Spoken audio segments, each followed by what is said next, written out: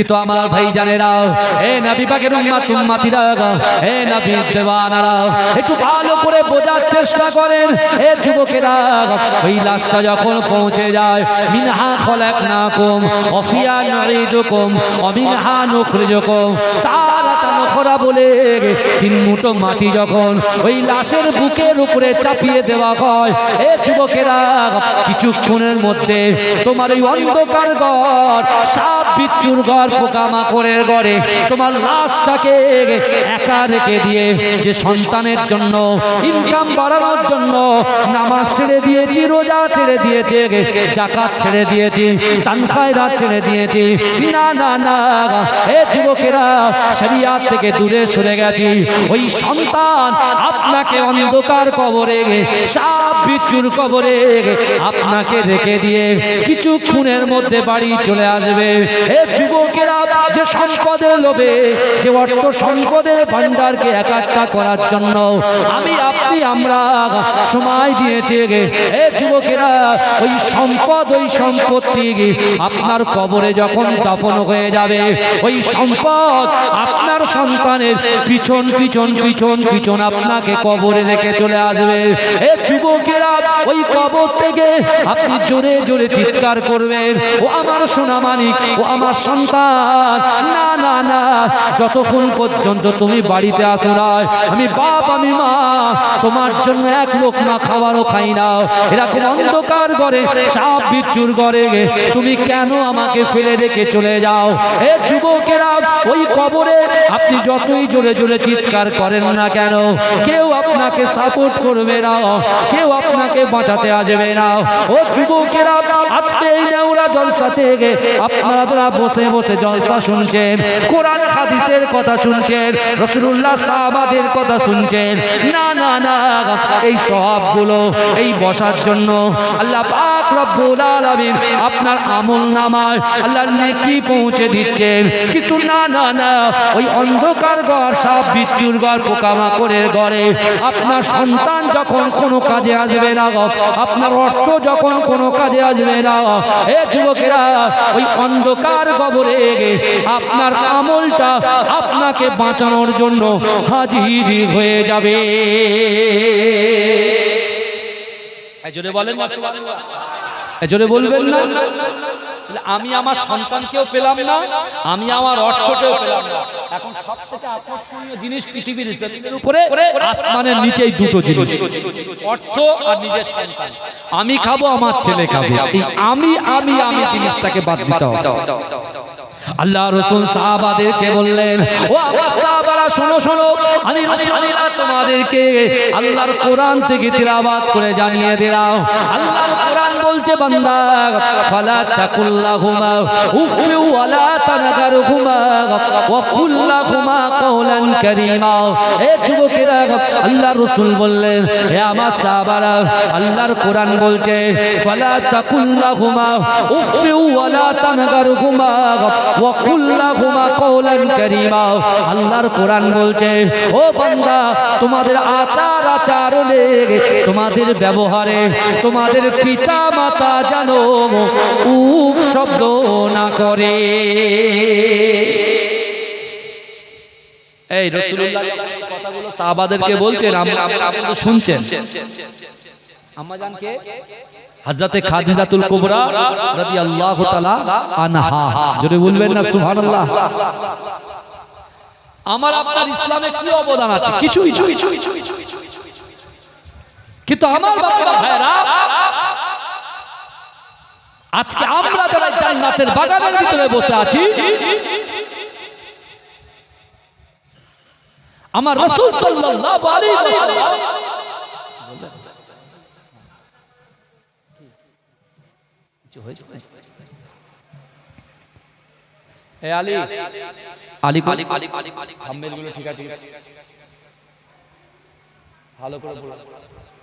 আমার বাবা ভালো করে বলে, আমি আপনি একটু কোরআন হাদিসের কথা শোনার জন্য আপনার বাড়ি থেকে 100 মিটার, 200 মিটার, 300 মিটার, 400 মিটার দূরে একটু বসবো। ক ঘন্টা বসবো? 2-4 ঘন্টা বসবো। এ কথা ঠিক না? 2-4 ঘন্টা বসবো। তাও আমাদের সময় হয় না। আর আম্মা জান খাদিজাতুল কুবরা রাদিয়াল্লাহু তাআলা আনহা রাসূল আছেন, আমি নিজে হজ করেছি 2018 সালে। 2018 সালে আমি হজ করেছি। আমি সে পাহাড়টা দেখেছি যে পাহাড়ে কোরআন নাযিল হয়েছে, হেরা গুহা পাহাড়। পাহাড়টা উঠতে 2 ঘন্টা, নামতে 2 ঘন্টা সময় লাগে। আম্মা জানের বয়স কত ছিল? রাসূলুল্লাহর বয়স হচ্ছে 25, আর আম্মা জানের বয়স কত? 40 বছর বয়সে আল্লাহ পাকের ওই ফেরেশতাগুলো দরুদ এবং সালামটাকে ক্যাচ করে ধরে নিয়ে আমি রাসূলুল্লাহ আমার মাজার মোবারক পর্যন্ত পৌঁছে দেয়। জোরে বলুন সুবহানাল্লাহ। আল্লাহর কোরআন বলছে বান্দা, বিসমিল্লাহির রহমানির রহিম, ইন্না রাব্বাকা লাবিল মিরসাদ। আমার আল্লাহ পাক কোরআন পাকের ভিতরে পরিষ্কার ভাষায় জানিয়ে দিলেন, ইন্না রাব্বাকা লাবিল মিরসাদ, নিশ্চয়ই আমি আল্লাহ আমার বান্দা এবং বান্দীদের দিকে সতর্ক দৃষ্টি রাখি। এখানে আপনার ডান দিকে সামনে যারা বসে আছেন, আমরা সকলেই জানি আপনারা আমার দিকে তাকিয়ে আছেন, আমিও আপনাদের দিকে তাকিয়ে আছি।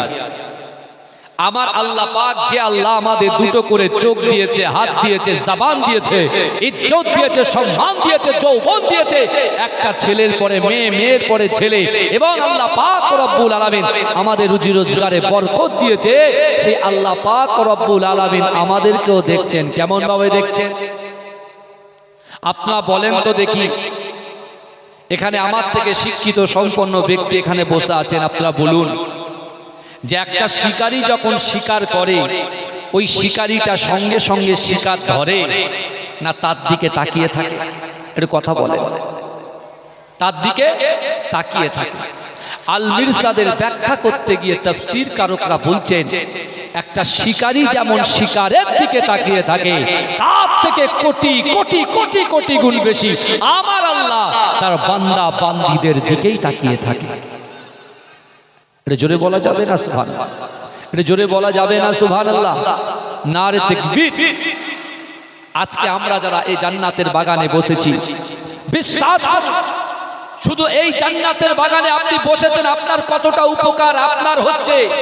এবং আমাদের পিতামাতা যারা গহীন কবরে চলে গেছে, যাদেরকে আমরা মাতফান করেছি, এ যুবকেরা বিশ্বাস করো, আজকে এই নেওড়া গ্রামে আমার সামনে পিছনে ডান দিকে বাদিকে যত কবরবাসীরা কবরে শুয়ে আছেন, ওই কবরওয়ালার বাড়ির থেকে তার নাতি, তার পোতা, তার সন্তান, তার বৌমা, তার বাড়ির নাতি পোতাগুলো এই জান্নাতের বাগানে যারা বসে ওয়ায়ুসাব্বিহুনাকা ওয়ায়ুহামিদুনাকা ওয়ায়ুকাব্বিরুনাকা, যারা সুবহানাল্লাহ বলছে, আলহামদুলিল্লাহ বলছে, আল্লাহু আকবার বলে তাকবীর দিচ্ছে, বিশ্বাস করেন এই জান্নাতের বাগানে বসার জন্য, সময় দেওয়ার জন্য অটোমেটিক্যালি ওই কবরওয়ালার কবরে আল্লাহ সওয়াব পৌঁছে দিচ্ছে। জোরে বলুন না সুবহান। এই জোরে বলা যাবে না? এখানে আমরা যারা আছি ভালো করে বুঝবেন, আমরা কিন্তু কেউ হাতের 5টা আঙুল সমান নয়।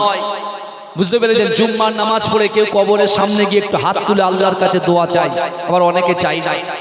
কিন্তু আজকে ভুল করেও যারা জান্নাতের বাগানে ঢুকে গেছে, আমি আপনাদেরকে বলতে চাই, বিশ্বাস করুন, যতক্ষণ বসে থাকবেন ততক্ষণ আপনিও লাভবান হবেন, আর আপনার কওম থেকে, আপনার গোত্র থেকে যারা গহীন কবরে চলে গেছে তারাও লাভবান হবে।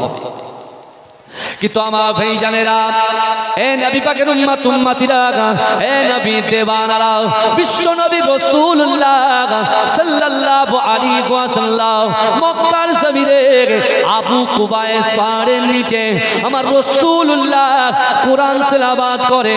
আর রহমান আল্লামাল কোরআন খলাকাল ইনসান আল্লামাহুল বায়ান আশ-শামসু ওয়াল কমারু বিহুসবান।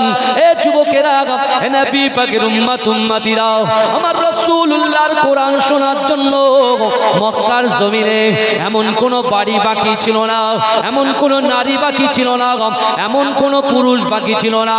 সকলে দলবদ্ধভাবে আমার রাসূলুল্লাহর পাশে বসে বসে বসে বসে কোরআন তেলাওয়াত শ্রবণ করেছে।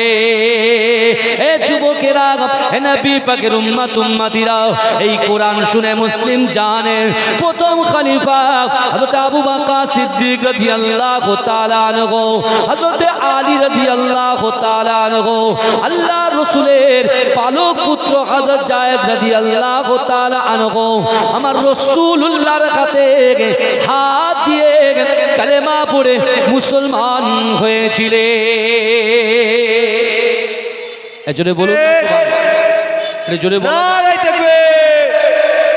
আমার বাবাজিরা ভালো করে বোঝে যে বিশ্ব নবী রাসূল সাল্লাল্লাহু আলাইহি ওয়াসাল্লাম তিনি যখন কাবা বাইতুল্লাহ শরীফে আমার দয়ার নবী মুস্তাফা জানে রহমত তিনি যখন কোরআন তেলাওয়াত করেছিলেন, ওই কোরআন শুনে মুসলিম জাহানের প্রথম খলিফা হযরত আবু বকর হুজুর, হযরত আলী হুজুর, হযরত যায়েদ হুজুর আল্লাহর রাসূলের হাতে হাত দিয়ে কালেমা পড়ে মুসলমান হয়েছিলেন। জোরে বলুন না সুবহানাল্লাহ। কিন্তু এই যুবকেরা বিশ্বাস করেন আমার রাসূলুল্লাহ জবান থেকে যে কথা বলে আসমানের উপরে ওই কথাটাকে আমার আল্লাহ কবুল করে নেন। জোরে বলুন না সুবহানাল্লাহ। এই জোরে বলা যাবে না, জোরে বলা যাবে না। বিশ্ব নবী রাসূল সাল্লাল্লাহু আলাইহি ওয়াসাল্লাম যখন সাহাবাদেরকে এইভাবে দ্বীনের দাওয়াত দিচ্ছিলেন, এইভাবে রাসূল সাল্লাল্লাহু আলাইহি ওয়াসাল্লাম হিদায়াতের রাস্তাটাকে বলে দিচ্ছিলেন, ঠিক সেই সময় বিশ্ব নবী রাসূলুল্লাহ হযরত আবু বকর হুজুরকে তার সাহাবাদেরকে ডেকে বললেন, হে আমার সাহাবারা, আল্লাহর কোরআন বলছে ইজা জাআজালুহুম লা ইস্তাখিরুনা সাআতাও ওয়া লা ইস্তাকদিমুন, অর্থাৎ মৃত্যু যখন আসবে এক সেকেন্ড লেট করা হবে না, এক সেকেন্ড দেরি করা হবে না। এই যুবকেরা বিশ্বাস করেন আল্লাহ পাক সাময়িক সময়ের জন্য, কিছুদিনের জন্য এই দুনিয়াতে আমাদেরকে পাঠিয়েছে। বাবাজি আমরা এখানে বসে আছি, বিশ্বাস করুন আল্লাহ পাক কিছুদিনের মেহমান করেছেন আমাদেরকে দুনিয়াতে। আর এই দুনিয়াতে অর্থ সম্পদ, ইজ্জত, সম্মান, চেয়ার এগুলো দখল করার জায়গা নয়। এই দুনিয়া থেকে আমাদের আসল বাড়ি হচ্ছে দয়ার জান্নাত। বুঝতে পারছেন না? কবরটাকে বলা হয় বাড়ি, কিন্তু বাবাজি আমাদের আসল, আমরা যে জায়গাটার জন্য আল্লাহ পাক এই পৃথিবীর জমিনে আমাদেরকে পাঠিয়েছেন, আপনারা বলেন আমাদের আসল বাড়ি হচ্ছে দয়ার জান্নাত। কিন্তু আমার বাবাজিরা জান্নাত পেতে গেলে আমাদের কি করণীয়, কি দরকার আছে, কি এমন কাজ করলে আমরা জান্নাতে যেতে পারবো? ইসলাম মানে শান্তি, ইসলাম মানে অশান্তি নয়। আপনি দেখুন কোরআনে 6666 আয়াত আছে। আমাদের প্রফেট হযরত মুহাম্মদ সাল্লাল্লাহু আলাইহি ওয়াসাল্লাম তিনি তার পাক জামানে কাবা বাইতুল্লাহ শরীফে আল্লাহর রাসূল নিজেই সাহাবাদের সামনে রেখে বার্তা দিয়েছিলেন, হে আমার সাহাবারা শোনো, ওয়া আম্মাস সাইলা ফালা তানহার। এই আমার রাসূলুল্লাহ কি বার্তা দিচ্ছে দেখেন, ওয়া আম্মাস সাইলা ফালা তানহার। যদি কোনো মানুষ, কোনো সাইল, কেউ যদি তোমার সামনে আসে হাতটা পাতে, ওই হাতটাকে তোমরা ফিরত দিও না। জোরে বলে, এই বুঝতে পারছেন কথা? আমার রাসূল কোন গোত্রের কথা বলেনি, কে কোন ধর্ম পালন করে সে কথা আমার রাসূল বলেনি। আমার রাসূল বলেছেন যেই আসবে। আর আমার রাসূল বার্তা দিয়েছে, শুরু ইসলামে বার্তা দিয়ে বলেছেন দেশকে ভালোবাসা ঈমানের অঙ্গ, দেশকে ভালোবাসা ঈমানের অঙ্গ। আমাদের ভারতবর্ষের মাটি পবিত্র মাটি, ইন্ডিয়ার মাটি পবিত্র মাটি। এই দেশকে নিজের জীবনের থেকে বেশি করে ভালোবাসতে পেরেছেন রাসূলুল্লাহ। আপনি যদি বলেন হুজুর আল্লাহ রাসূল বার্তা দিয়েছে, অবশ্যই রাসূল নিজেই বলেছেন লা ইউমিনু আহাদুকুম হাত্তা আকুনা আহাব্বা ইলাইহি মিন ওয়ালিদিহি ওয়া ওয়ালাদিহি ওয়ান নাসি আজমাইন। রাসূল বলছে তোমরা ততক্ষণ পর্যন্ত পূর্ণ ঈমানদার হতে পারবে না যতক্ষণ তোমাদের পিতা মাতা, তোমাদের সন্তান সন্ততি, আত্মীয় পরিজন, পাড়াবাসী, গ্রামবাসী ইয়া তাকে তোমার জীবনের থেকে আমি রাসূলুল্লাহকে মহব্বত করতে হবে, তাহলে তোমরা হবে ঈমানদার। জোরে বলুন না সুবহানাল্লাহ। কিন্তু বাবাজি আজকে দুনিয়াটা চলছে কেমন করে? আমরা মুসলমান, আমরা মুসলমান, আমাদের ভিতরে নম্রতা, ভদ্রতা, হৃদ্রতা সবকিছু রাসূলুল্লাহর আখলাক অনুযায়ী হবে। আমার রাসূল জিন্দা না মুর্দা? এই কথা বলেন, এই আমার রাসূল জিন্দা না মুর্দা? আমার রাসূল হচ্ছেন জিন্দা। আজকে এই নেওড়া গ্রামে আমার সামনে পিছনে ডান দিকে বাদিকে যত যুব সমাজ বসে আছে, মুরব্বী বাপেরা বসে আছে, মা বোনেরা বসে আছে, আপনার পীরের আওলাদ বলে দিয়ে গেলাম, বিশ্বাস করেন আমার আল্লাহ নাহনু আকরাবু ইলাইকা মিন হাবলিল ওয়ারিদ। আল্লাহ বলছো বান্দা, আমি আল্লাহ তোমাদের ঘাড়ের শিরা উপশিরা থেকে অতি নিকটবর্তী, আমি আল্লাহ তোমাদের সাথে আছি। আর এই যুবকেরা বিশ্বাস করেন, আজকে এই গ্রামের যুবকদের কলিজার ভিতরে, অন্তরের ভিতরে, কলবের ভিতরে আল্লাহর রাসূলের মোহাব্বত ভালোবাসা যদি থাকে, আমার রাসূল আর মদিনায় থাকতে পারে না। মদিনা শরীফ থেকে রূহানি হালাতে যে কোনো মুহূর্তে, যে কোনো সময়ে এই মাহফিলে হাজির হয়ে যেতে পারে। নারায়ে তাকবীর, নারায়ে তাকবীর। আমার বাবাজিরা, রাসূল যে আসবে তার জন্য তো আমাদের কিছু করণীয় কাজ আছে। আল্লাহ তো আমাদেরকে দুনিয়ার জমিনে মারামারি, হানাহানি, কাটাকাটি করার জন্য পাঠায়নি। আল্লাহ ইবাদত বান্দেগি করার জন্য পাঠিয়েছে। আবার আল্লাহ বলছেন, ফজরের নামাজ পড়ো, হালাল রুজি ইনকামের জন্য বার হয়ে যাও। বাবাজি বিশ্বাস করেন, আল্লাহর রাসূল সাল্লাল্লাহু আলাইহি ওয়াসাল্লাম কাবা বাইতুল্লাহ শরীফে বিশ্বনবী মুস্তাফা জানে রহমত একদিন নিজের হুজরা মুবারাকে মনটা খারাপ করে আছে। আল্লাহর রাসূলের স্ত্রী আম্মা জান খাদিজাতুল কুবরা, খাদিজা কে ছিলেন? তার জামানায় 40 মণ সোনার মালিক ছিলেন। 40 মণ, এক মণ দু মণ নয়, 40। কোন কোন কিতাবে লেখা আছে তার থেকে বেশি। আল্লাহ রাসূল যখন মন খারাপ করে আছে, কারণ আম্মা জানকে বলছেন, আম্মা যখন রাসূলুল্লাহকে বলছেন, ইয়া রাসূলুল্লাহ, আমি খাদিজা, আপনি যখন মনটা খারাপ করে থাকেন আমি সহ্য করতে পারি না, কি হয়েছে বলেন।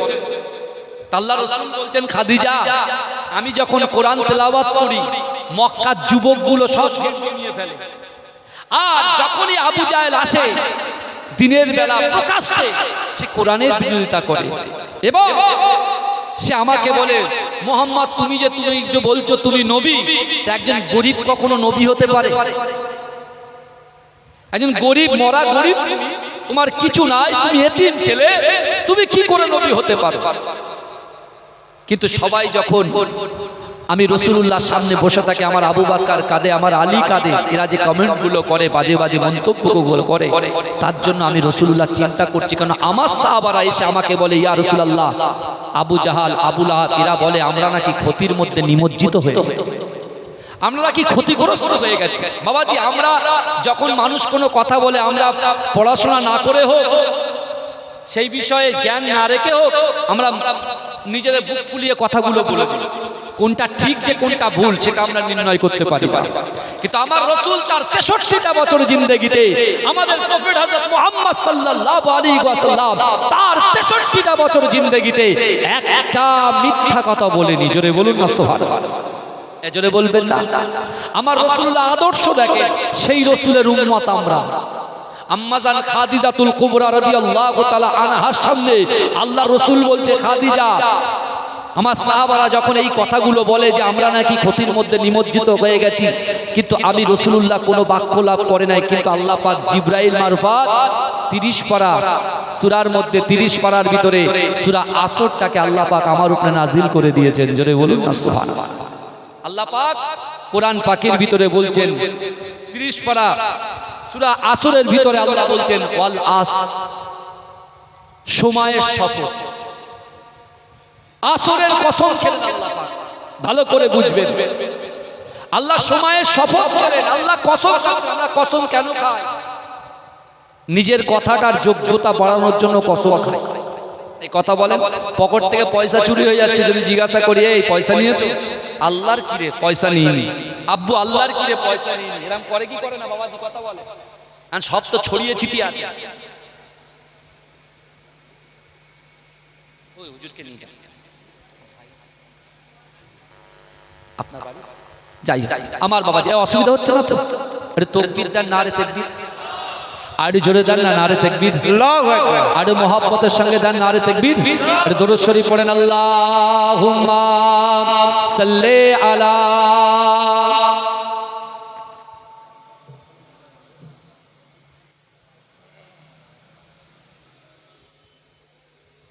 আল্লাহুম্মা, মাইকটা চেঞ্জ করে বলছিল তো, কই চেঞ্জ করতে বলেন, এই কিরকম হয়?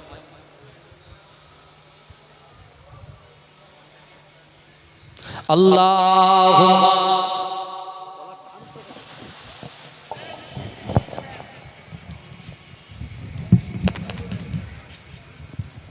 আমার বাবাজিরা ভাই, যে কথা আমি আপনাদেরকে বলছিলাম, তাহলে আল্লাহ পাক রব্বুল আলামিন আমাদেরকে আল্লাহ দেখছেন, তাই তো? এই কথা বলেন। আর আমাদের ঘাড়ের শিরা উপশিরাত থেকে অতি নিকটবর্তী আল্লাহ আমাদের সাথেই আছেন। জোরে বলুন না সুবহানাল্লাহ। এই জোরে বলবেন না। আমার বাবাজিরা, এই দুনিয়ার জমিনে যারা সফলতা অর্জন করতে চায়, এই দুনিয়ার সফলতা, আখিরাতের সফলতা, কবরের সফলতা যদি অর্জন করতে চায়, তাহলে আমরা যারা কোরআন থেকে দূরে সরে গেছি, শরিয়াত থেকে দূরে সরে গেছি, পিতামাতার মোহাব্বত থেকে দূরে সরে গেছি, স্বামী স্ত্রীর হক থেকে যারা দূরে সরে গেছি, এই কোরআন অনুযায়ী, রাসূলুল্লাহর হাদিস অনুযায়ী আমরা যদি পঙ্খানুপঙ্খভাবে চলতে পারি, তাহলে আমাদের মাথার উপর থেকে কালো মেঘ এমনি এমনি সরে যাবে। জোরে বলে, এই জোরে বলবেন না। আম্মা জান খাদিজাতুল কুবরা রাদিয়াল্লাহু তাআলা আনহার সামনে আল্লাহ রসুল বলছেন, খাদিজা, আল্লাহ আমি রাসূলুল্লাহর উপরে কোরআন নাযিল করে আল্লাহ কসম খেলেন, আসরের কসম, সময়ের কসম। বাবাজি আপনারা বলেন তো, ফজর থেকে আর জোহর পর্যন্ত কতটা লং টাইম বলেন তো? কথা বলেন, অনেক লং টাইম না? সারাদিন কাজকর্ম করে একদম আমরা ফিট আপ হয়ে যাই মাঝে মাঝে, তাই না? আর আসর থেকে মাগরিবের যে সময়টা কত ক্লোজ বলেন তো, কাছাকাছি, তাই না? এই কথা বলে। আল্লাহ পাক রব্বুল আলামিন সময়ের কসম খেলেন, অর্থাৎ মানুষকে বলছেন সময়কে দাম দেন। কেন? গত শুক্রবার আমাদের কাছ থেকে চলে গেছে, মানে আজ জিন্দেগিতে ওই শুক্রবারটা আমরা রিটার্ন পাবো না। পাবো কি? এই কথা বলে। হয়তো দুনিয়ার জমিনে মানুষ পাগলের মতো হয়ে যাচ্ছে, তার সম্মানের জন্য, অর্থ সম্পদের জন্য, অর্থ লোভ লালসা তাদেরকে এমন ভাবে গ্রাস করে ফেলেছে, আকৃষ্ট করে ফেলেছে, এখন দুনিয়ায় বিভোর হয়ে গেছে যে আমাদেরকে দুদিন পরে মরতে হবে, ইন্তেকাল হয়ে গহীন কবরে যেতে হবে। এই খবর আমাদের কাছে আর নাই। আল্লাহ রাসূল সাল্লাল্লাহু আলাইহি ওয়াসাল্লাম বললেন, আল্লাহ পাক রব্বুল আলামিন কসম খাওয়ার পরে বলছেন, ইন্নাল ইনসানা লাফি খুসর, নিশ্চয়ই মানুষ ক্ষতিগ্রস্ত। এই শুনছেন? নিশ্চয়ই মানুষ ক্ষতিগ্রস্ত। আল্লাহ বলছেন মানুষ ক্ষতিগ্রস্ত। এখন আমরা তো এখানে যারা বসে আছি সবই তো ইনসান, আমরা সবাই তো মানুষ। এই কথা বলে। আল্লাহ কসম খেয়ে বলছেন মানুষ ক্ষতিগ্রস্ত। তারপরে আল্লাহ বলছেন ইল্লা, তারা ক্ষতিগ্রস্ত নয়, আল্লাযীনা আমানু, যারা ঈমান এনেছে, ওয়া আমিলুস সলিহাতি, যারা নেক কাজ করেছে, সৎ কাজের আদেশ দিয়েছে, ওয়া তাওয়াসাউ বিল হক, যারা হকের উপরে প্রতিষ্ঠিত, যারা হক কথা বলতে ভালোবাসে, ওয়া তাওয়াসাউ বিস সবর, যারা সবর করেছে। এই চার শ্রেণীর মানুষ কখনো ক্ষতিগ্রস্ত হতে পারে না। জোরে বলুন না সুবহানাল্লাহ। এজোরে বলবেন না, এজোরে বলবেন না। তাহলে সূরা আসরের মধ্যে আমরা চারটি বিষয় ভালোভাবে জানতে পারলাম। দুনিয়ার জমিনে আমরা যারা এই জান্নাতের বাগানে বসেছি, চারটি বিষয়। এক, ইল্লাল্লাযীনা আমানু, আমরা ঈমান এনেছি। ভালো করে শুনে, নেক কাজ, হক কথা বলা, সবর করা, সবর করা। আল্লাহ রসুল একটা কথা বলতেন, একদিন বিশ্বনবী রাসূলুল্লাহ দরবারে বসে আছেন, একজন সাহাবা এসে বলছে, ইয়া রাসূলুল্লাহ, আপনি আমার জন্য একটু দোয়া করেন। আল্লাহ রসুল বলতে, কিসের দোয়া করব? বলছি, ইয়া রাসূলুল্লাহ, আপনি দোয়া করেন যাতে আল্লাহ আমাকে ধনী বানিয়ে। বুঝতে পারছেন আমার কথা? কিসের জন্য দোয়া চাইছেন? জান্নাতের জন্য দোয়া চাইলেন না, জাহান্নাম থেকে মুক্তির দোয়া চাইলেন না, পিতামাতার জন্য দোয়া চাইলেন না, নিজের শরীর ভালো রাখার জন্য দোয়া চাইলেন না, চাইলেন কিসের জন্য? যে ধনী বানিয়ে দেন। যেহেতু রাসূলুল্লাহ জবান দিয়ে যে কথা বলে আসমানে আল্লাহ কবুল করে, আল্লাহ রসুল তখন একটা উত্তর দিলেন যে, বাবা যুবক, শোনো না, আমি রাসূলুল্লাহ ধনী হতে চাই না, অর্থ সম্পদের মালিক হতে চাই না, কারণ আমি কষ্টও পেতে চাই, আমি সুখও পেতে চাই। আমি কষ্টও পেতে চাই, আমি সুখও পেতে চাই। কেমন? যদি সুখ পাই আল্লাহর প্রশংসা করব, আর যদি কষ্ট পাই আমি সবর করব। ধৈর্য ধরবো, জোরে বলে। কিন্তু আমাদের কাছে সুখের সময় খুব সুখ আনন্দ, আর কষ্টের সময় আমরা ধৈর্য হারা হয়ে যাই, বুঝতে পারছেন না? আর মাঝে মাঝে বলে হাই হাই 2 বিঘে চাষ করলাম, হ্যাঁ 4টে দোকান আছে, সব দোকানে কোনো ইনকাম হয় না, উন্নতি হয় না, রিজিক ইনকাম কিছুই হয় না, কি করে মাথা হাত দিয়ে বসে আছে। আল্লাহ ভালোবাসে না, আল্লাহ ভালোবাসে না। আল্লাহ বলছো বান্দা তোমাদের ধারণা আছে আমি আল্লাহ যে তোমাদের কতটা ভালোবাসি? তোমরা যদি জানতে হয় পবিত্র কোরআনকে জিজ্ঞেস করো, কোরআনকে জিজ্ঞাসা করো, কোরআন তুমি বলে দাও আল্লাহ তার বান্দা তার বান্দিকে কতটা ভালোবাসে। আমার ভাই জানেরা, এ নবী পাকের উম্মতিরা, এ নবী দেওয়ানারা, ধরেন আপনার বাড়িতে 1.5 বছরের একটা বাচ্চা আছে, এ যুবকেরা সবে মাত্র হামাগুড়ি দিতে শিখেছে, কিন্তু না না না, আপনার বাড়ির উঠানের সামনে বিশাল বড় একটা পুকুর আছে। ও যুবকেরা, ও নবী পাকের উম্মতিরা, রাতের বেলা ঘুমানোর পরে সকালবেলা যখন আপনি কোনো কর্মক্ষেত্রে বার হচ্ছেন, কিন্তু না না না, আপনার ওই 1.5 বছরের বাচ্চাটা সবে মাত্র উঠানে হামাগুড়ি দেয়, কিন্তু না না না, আপনি কাজে না গিয়ে, অফিসে না গিয়ে, আপনার ব্যবসা বাণিজ্যে না গিয়ে ওই বাচ্চাটার দিকে তাকিয়ে আছেন। কেন তাকিয়ে আছেন? আমি যদি জিজ্ঞাসা করি, ও ভাই আপনি বলেন আপনি কেন ওই বাচ্চাটার দিকে তাকিয়ে আছেন? আপনি বলবেন না না, আমি আমার সোনা মানিককে বড় মহব্বত করে, বড় ভালোবাসি, বড় প্যার করি।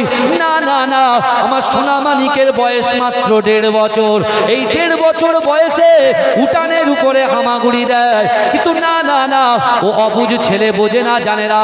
সে যদি এমন করে হামাগুড়ি দিতে দিতে ওই পুকুরের পাড়ে চলে যায়, তার জীবনটা হানি হতে পারে, ইন্তেকাল হয়ে যেতে পারে। না না না, আমি আমার সোনা মানিককে বড় মহাব্বত করে, সোনা মানিককে বড় ভালোবাসি। এ যুবকেরা, এ আমার নেওরা যুবকেরা, একটু ভালো করে বোঝার চেষ্টা করেন। আমার আল্লাহ পাক রব্বুল আলামিন তার বান্দা বান্দিকে এত মহাব্বত করে, এত ভালোবাসে। ও যুবকেরা, আল্লাহর কোরআন বলছে বান্দা ফাআইনামা তুআল্লু ফাসাম্মা ওয়াজহুল্লাহ, ফাআইনামা তুআল্লু ফাসাম্মা ওয়াজহুল্লাহ। আমার আল্লাহ বলে বান্দা, আমি আল্লাহ পাক রব্বুল আলামিন তোমাদেরকে এত মহাব্বত করি, ভালোবাসি। ও বান্দা শোনো শোনো, ও নারী শোনো শোনো, তোমরা যখন ডান দিকে তাকাও, ওই ডান দিকে আমি আল্লাহ আছি। তোমরা যখন বাম দিকে তাকাও, ওই বাম দিকে আমি আল্লাহ আছি। তোমরা যখন সামনে তাকাও, সামনে আমি আল্লাহ আছি। ও বান্দা, ও বান্দা, তোমরা যখন পিছনে তাকাও, পিছনেও আমি আল্লাহ আছি। এজন্য বলা চলে। কি গো ভাইজান, চুপচাপ বসে আছেন কেন? আচ্ছা আগে বলেন, আগে নিজেদের ভিতরে একটু আত্মসমালোচনা করে নিন। কেন আমি যখন আঙুল তুলছি না, 3টা আঙুল আমার দিকে আছে, তাই তো নাকি? কথা বলে। আচ্ছা, আমি রাকিবুল আজিজ বখতিয়ারি, নিউ টাউন মাঝরাইট পীরডাঙ্গা দরবার শরীফ থেকে। আমার দাদা ভাই 2010 সালে ইন্তেকাল করেছেন, 104 বছর বয়সে। মাঝরাটি পীর সাহেব 104 বছর বয়সে 2010 সালে ইন্তেকাল করেছে, যার জানাজা নামাজে 30 থেকে 35 লক্ষ মানুষ একসঙ্গে জানাজা পড়েছেন, জোরে বলে। এই বুঝতে পারছেন? আর আমাদের রাজারহাট বেলটা হচ্ছে পুরো হিন্দু মুসলিম একসঙ্গে বসবাস করে। এই বুঝতে পারছেন? আমার হিন্দু ভাইরা যারা আছেন, রাজারহাটে যখন যাবেন একটু জিজ্ঞাসা করবেন যে হুজুর কেমন ছিলেন। আমাদের বাড়িতে আজও হিন্দু, মুসলিম, জৈন, খ্রিস্টান সবাই যাওয়া আসা করে, আলহামদুলিল্লাহ এখনো পর্যন্ত। কিন্তু আমার ভাইরা বিশ্বাস করে, আমার হিন্দু ভাইরা কি করেছেন, মুড়ি মুড়কি আর বাতাসা, এই হুজুরের যত ভক্ত মুরিদ এসেছে তাদেরকে বন্টন করেছে, বিশ্বাস করে। সেই দরবার শরীফ থেকে আমি এসেছি আপনাদের খুশি করতে, কিন্তু আমি আসিনি, আর আপনারাও আমাকে খুশি করতে আসেননি। বক্তা এবং শ্রোতা উভয় কিন্তু আল্লাহকে খুশি করতে এসেছে। বোঝা গেল? এই কথা বলে না। আমার ইউটিউবার ভাইরা মোবাইলে ক্যাপচার করছে ভিডিওটাকে, কথা বলে, ভিডিওটাকে মোবাইলে ক্যাপচার করছেন। আপনারা এখানে বসে যেটা বলছেন আলহামদুলিল্লাহ, সুবহানাল্লাহ, আল্লাহু আকবার, বুখারী শরীফের সেই হাদিস, এই মাটি কিন্তু রেকর্ড করছে, মাটি কিন্তু ক্যাপচার করছে, জোরে বলুন না সুবহানাল্লাহ। তাহলে এখানে ভাই ফাঁকি মারতে আমরা আসিনি, বছরে একদিন বসেছেন, বসার মতো বসা। কেন আমি রাকিবুল্লাহ যে আপনি আমাকে ভাড়া করে এনেছেন, আমি সুবহানাল্লাহ বলছি, আমি আলহামদুলিল্লাহ বলছি, আমি চিল্লাচ্ছি, আমি গরিব বলছি, সব আমি যদি বলি তাহলে আপনাদের দরকার কি আছে? এই কথা বলে না? কারণ আমরা নিজেরা বাঁচবো আর আমাদের গোত্র থেকে, আমাদের কওম থেকে যারা কবরে শুয়ে আছেন, আমার মা বোনেরা পর্দায় বসে আছে। আচ্ছা আপনারা বলেন, মা বোনেরা কার ভিটায় আছে? বাপের ভিটায় আছে না স্বামীর ভিটায় আছে? কথা বলেন। স্বামীর ভিটায় আছে। তাহলে স্বামীর ভিটায় আমার মা বোনেরা বসে আছে, মা বোনেরা স্বামীর ভিটায় যদি বসার মতো বসে, আল্লাহ আল্লাহ রসুলকে মহাব্বত খুশি করে যদি বসে, বিশ্বাস করেন মা বোনেরা আছেন কোথায়? স্বামীর ভিটায়। আর বাপ শুয়ে আছে কোথায়? কোথায় হিমালগঞ্জ, কোথায় বনগা থেকে এখানে বউ হয়ে এসেছে। বুঝতে পারছেন না? কেউ আপনার মালঞ্চ থেকে, কেউ মিনাখা থেকে, কেউ সরবেরিয়া থেকে, কেউ গদখালি, ধামাখালি, হরিণখালি থেকে এসছে। কথা বলেন। কেউ রাজারহাট থেকে এসছে, কেউ নাঙ্গলপোড়া থেকে এসছে, কেউ কেষ্টপুর থেকে এসছে, কেউ হাতিবাগান থেকে এসছে, কেউ সান্না থেকে এসছে, তাই না? তাহলে কত দূর দূর দূর দূর বাপ মা শুয়ে আছে। এখানে বসে যদি আপনি সত্যিকারের বসতে পারেন, সত্যিকারের সুবহানাল্লাহ আলহামদুলিল্লাহ তাকবীরটা যদি দিতে পারেন, তাহলে ওই জায়গায় আপনার বাপের কবরে আল্লাহ সব পৌঁছাবে। জোরে বলে, জোরে বলবেন না? জোরে বলবেন না? আপনার কি বিশ্বাস হয় না? আমার রসুল কখনো মিথ্যা কথা বলেছেন? ভালো করে বুঝবেন, ভালো করে বুঝবেন, আমার রসুল কখনো মিথ্যা কথা বলেনি। তাহলে আমি যে কথাগুলো বলছি আপনারা গলায় একটু আওয়াজ তুলবেন, তারপর আমার ক্যাসেট এগোবে, নাহলে বন্ধ হবে, কিচ্ছু করার নেই। একটু তাকবীর দেন, নারে তাকবীর, আর তাকবীর দেন, নারে তাকবীর। মাসলাকে মুজাদ্দিদ জামান বলুন জিন্দাবাদ। মাইকালা ভাই একটু আওয়াজটাকে একটু ভাসিয়ে দেন, আমার ফিডব্যাকটা একটু দেন। বুঝতে পারছেন না? একটু ফিডব্যাক দেন, একটু ভাসিয়ে দেন, দেখেন খুব ভালো লাগবে। বুঝতে পারছেন? হ্যাঁ, গজল তো হবে, গজল তো আমার সানাদ ভাই বলে। বুঝতে পারছেন? ভাই এসছেন আলহামদুলিল্লাহ, হ্যাঁ অনেক আগেই চলে এসছে। বুঝতে পেরেছেন আমার বাবাজিরা? এই কারা কারা রাসূলুল্লাহকে ভালোবাসেন একটু হাত তোলেন তো দেখি। আপনাদের একটু চাঙ্গা করতে হবে, হবে না, ঝিমিয়ে যাচ্ছে। একটু তাকবীর দেন, নারে তাকবীর। আজকে দেখবো নেওরা যুবকদের অন্তরের ভিতরে রাসূলুল্লাহর মহব্বত কতটুকু আছে। বুঝতে পারছেন না? গলার আওয়াজ সব জায়গায় পাওয়া যায়, কিন্তু মেন জায়গায় পাওয়া যায়। এটা তাকবীর দার, নারে তাকবীর। মাইক বন্ধ করে, ওটা ফাঁকিবাজি আওয়াজ হচ্ছে। মাইক বন্ধ করে এটা তাকবীর দার, নারে তাকবীর। আচ্ছা আমি যদি হাত তুলি, হাত তুলে সুবহানাল্লাহ বলা যাবে? সবাই পিছনে, আমার ডান দিকে আমার বাবাজিরা আছে, সামনে আমার ভাইরা, আমার বাম দিকে আমার আরো সোনার ভাইরা আছেন। বুঝতে পেরেছেন না? তাহলে আমি যখন এইবেলা হাত তুলবো, জোরে সুবহানাল্লাহ হবে? কই দেখি একবার হাত তুলে সুবহানাল্লাহ। হাত তুলে একটা হাত যেন নিচে না থাকে। ওলিদেরকে মহব্বত করেন তো? আল্লাহর ওলির আওলাদদের ভালোবাসেন তো আপনারা? আমি জানি। তাহলে হাত যখন তুলবো, জোরে সুবহানাল্লাহ হবে তো? কই দেখি। আবার আবার আবার আবার তোলেন। কত সুন্দর পরিবেশ তৈরি হয়ে গেল। তাহলে আমি যখন হাত তুলবো, জোরে সুবহানাল্লাহ হবে? দেখি কিরকম হয়। আমার রসুল জিন্দা না মুর্দা? আমার রসুল হচ্ছেন জিন্দা। ভাই পিছনের ভাই হাত তুলে দেখেন, সেকেন্ডের মধ্যে সব ভুলে। কি আশ্চর্য হলেন তো দেখি। আরে এখন তো অনেক কথা বাকি, এখন 1 ঘন্টা বাকি। বুঝতে পারছেন না? হ্যাঁ, সবে তো শুরু হলো নাকি? তাকবীর দান, নারে তাকবীর। আমার রসুল কি বলেছে? কোন মানুষ যে ধর্মেরই হোক না কেন, যদি তোমার সামনে চলে আসে, কখনো তাকে তুমি কি করবে? আঘাত করবে না, বরঞ্চ তার হাতে কিছু দিয়ে দেবে, তার পাশে দাঁড়িয়ে যাবে। জোরে বলে, জোরে বলবেন না সুবহানাল্লাহ? ও মেরা রওজাতে আমার নবী জিন্দা শুয়ে রায়, রওজাতে আমার নবী জিন্দা শুয়ে রায়। আল্লাহর নবী হায়াতুন নবী, আল্লাহর নবী খাতামুন নবী, সাক্ষ্য দিল কোরআন হায়, জিন্দা আছে আমার নবী দয়াময়। সাহাবাদের নিয়ে নবী মদিনায় ঘুমায়, উম্মতের জন্য নবী কাঁদে সব সময়। সাহাবাদের নিয়ে নবী মদিনায় ঘুমায়, উম্মতের জন্য নবী কাঁদে সব সময়। মদিনাতে দেখতে পাবি নবীজির ওই স্মৃতি সবই, মদিনাতে দেখতে পাবি নবী নবীজির ওই স্মৃতি সবই সেই স্মৃতিতে চুমা খেলে গোনা ধুয়ে যায় জিন্দা আছে আমার নবী দয়াময় পাখির মতো থাকলে ডানা উড়ে যাইতাম রওজাতে গিয়ে মোরা চুমা খাইতাম কেঁদে কেঁদে বলতাম আমি শুনি তো আমার নবী কেঁদে কেঁদে বলতাম আমি শুনি তো আমার নবী নবী ছাড়া রোজ হাসরে পার হওয়া দায় জিন্দা আছে আমার নবী দয়াময় আল্লাহর নবী হায়াতুন নবী আল্লাহর নবী খাতামান নবী সাক্ষ্য দিল কোরআন হায় জিন্দা আছে আমার নবী দয়াময় আল্লাহুম্মা সাল্লি আলা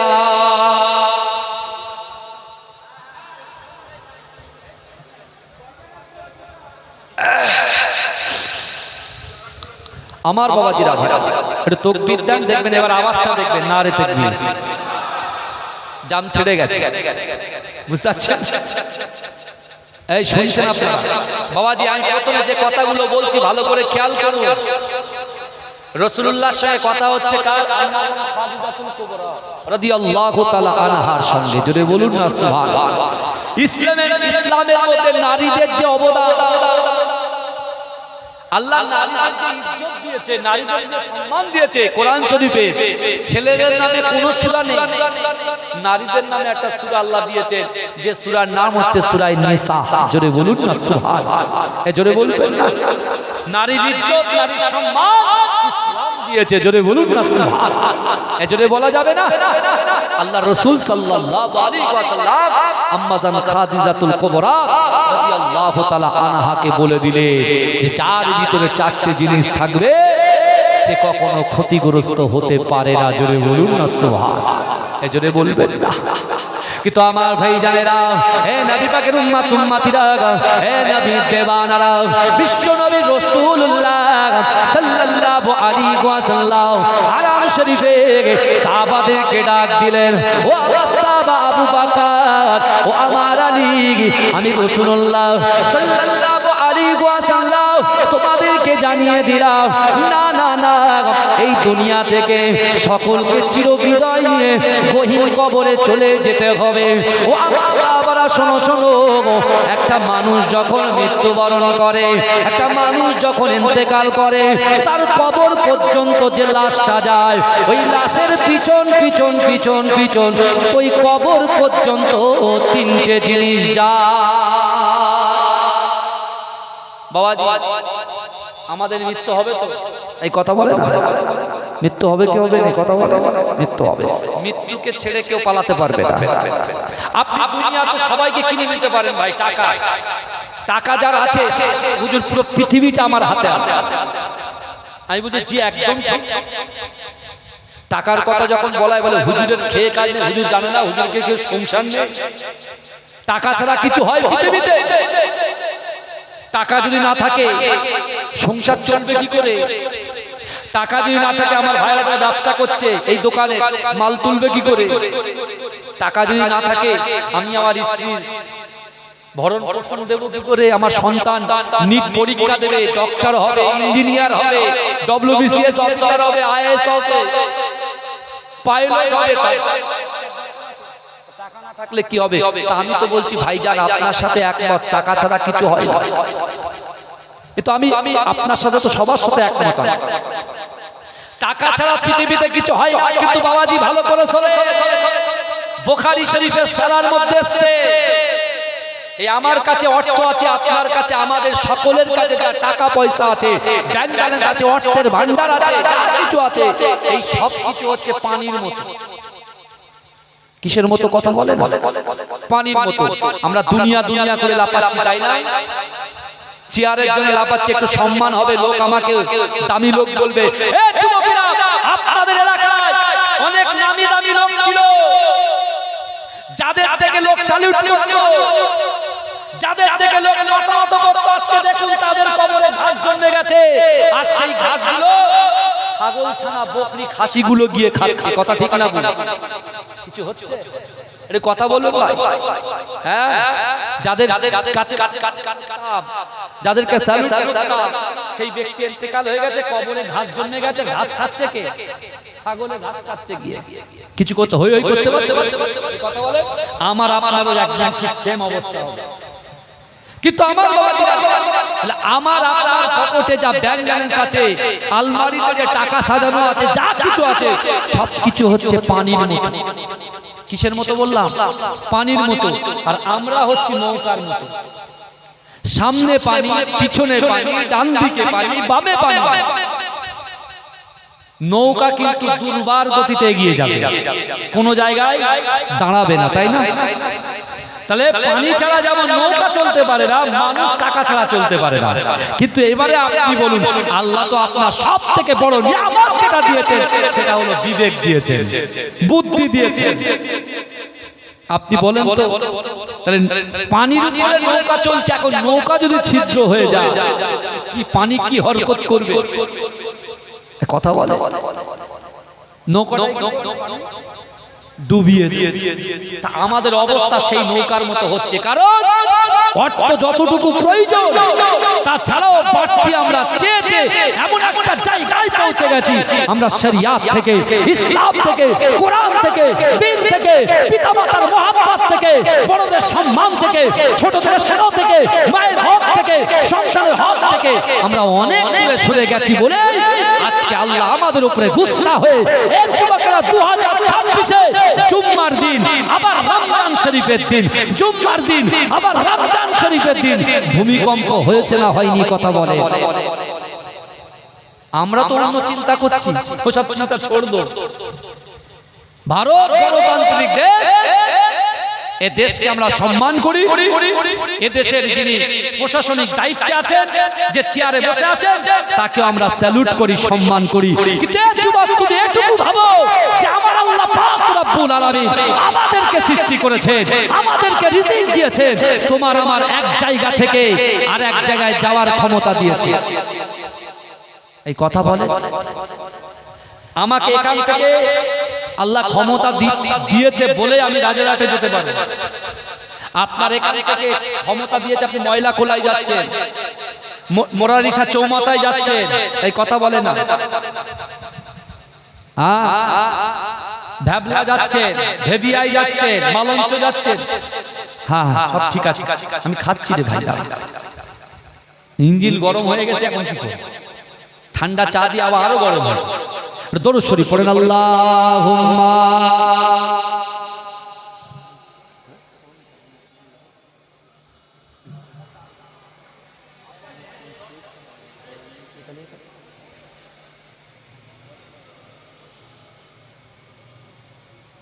আল্লাহুম্মা সাল্লি আলা।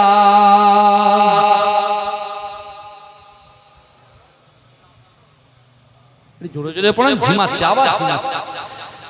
একটু জিকির করুন, লা ইলাহা ইল্লাল্লাহ।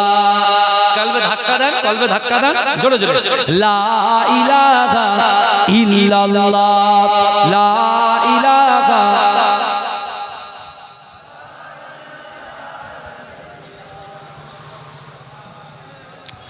আকাশেতে মেঘ চলে, তারা আনন্দে বলে, গভীর গর্জনে বলে, কি বলে?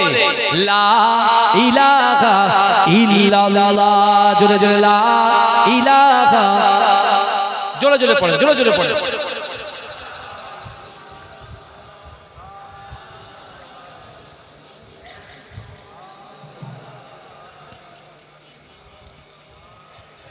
শিশির ভেজা রাতের শেষে ডাকে ভোরের পাখি, পূব আকাশে সূর্য হেসে করে ঝিকিমিকি। বুলবুলিরা মধুর সুরে দরুদ পড়ে, বুলবুলিরা মধুর সুরে দরুদ পড়ে। বিশ্ব নবী এলো আজি মা আমিনার কোলে, বিশ্ব নবী এলো আজি মা আমিনার কোলে। রাতের আধার ঘুচে গেল, ফজর হলো যখন, আমার নবী দুনিয়াতে এসেছিল তখন। বুলবুলিরা মধুর সুরে দরুদ পড়ে, বুলবুলিরা মধুর সুরে দরুদ পড়ে। বিশ্ব নবী এলো আজি মা আমিনার কোলে, বিশ্ব নবী এলো আজি মা আমিনার কোলে। ভোরের আলো উদয় হলো, এলো যে রাসূল, ফেরেশতারা হুরবালারা খুশিতে মশগুল। বুলবুলিরা মধুর সুরে দরুদ পড়ে, বুলবুলিরা মধুর সুরে দরুদ পড়ে। বিশ্ব নবী এলো আজি মা আমিনার কোলে। আল্লাহ